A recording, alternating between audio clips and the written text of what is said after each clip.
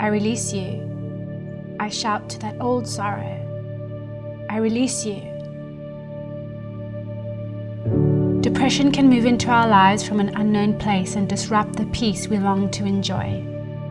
I love the word shalom. It is the Hebrew word that means peace, wholeness, and completeness.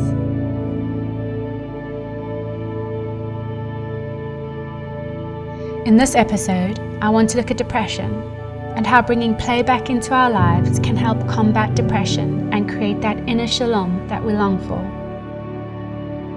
I won't go into depth of my own story here, as it would take too much time to explain all.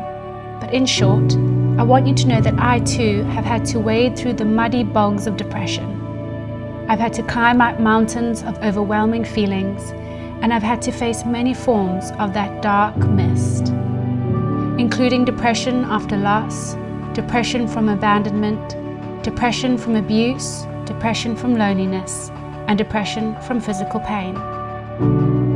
None of us are immune to life's challenges and heartaches. We all experience at some point or another disappointment, loss, failure, and rejection. No matter how beautiful, successful, wealthy, or talented someone is, it does not make them immune to that intruder depression. Or could it be that depression doesn't have to be treated as an intruder? Maybe we can look at depression like a small child, crying out and asking to have some attention, to be touched with compassion, held, faced, understood, loved, and to take it by its hand and lead it to shalom. It takes time and patience and work to look at depression and learn what it is pointing to. I see it as an inner response guiding us to something in us that needs healing, restoring, freeing, or growing. I know depression can have a multitude of causes and come in different forms, and I certainly know it's not a one-dimensional topic to be tackled.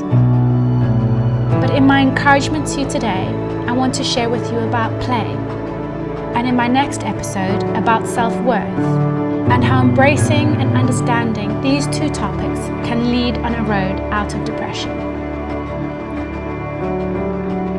Play. I came across a quote which really took me by surprise. It's by Dr. Stuart Brown, founder of the National Institute for Play. He says, "The opposite of play is not work. The opposite of play is depression." When we were children, play was a priority. Having simple, innocent fun and experiencing the excitement and wonder of life is something we were never meant to lose as we grew. But our experiences, disappointments, heartaches, and the responsibilities of life can often push down that childlike heart within us that longs to enjoy. We need to make time in our schedules to follow our bliss, to enjoy those activities and moments that make us feel our best selves. Whether it is basking in the sunlight, playing a sport, or a simple walk in nature, play needs to have a place in our daily lives. One of my favorite authors and apologists, Ravi Zacharias, wrote a book called Recapture the Wonder. He says, "The tragedy with growing up is not that we lose childishness in its simplicity, but that we lose childlikeness in its sublimity." Play, to me, is self-care that brings joy not only to you, but to those around you, and even God, who loves to see His children at peace and in play. Responsibility is a good thing, but if we allow it to become all that we are, our hearts will begin to shrink. So let your heart find wonder again. Let go of the worries and enjoy life in sweetness, simplicity, and innocence. Give your heart permission to enjoy play and not feel guilty about not working.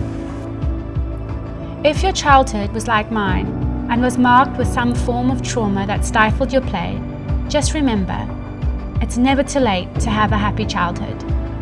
So I encourage you and me to learn to play again, and in your playing, may you grow and heal parts of the depression in you. You are loved, you are precious, and remember, you have something to offer this world that no one else can.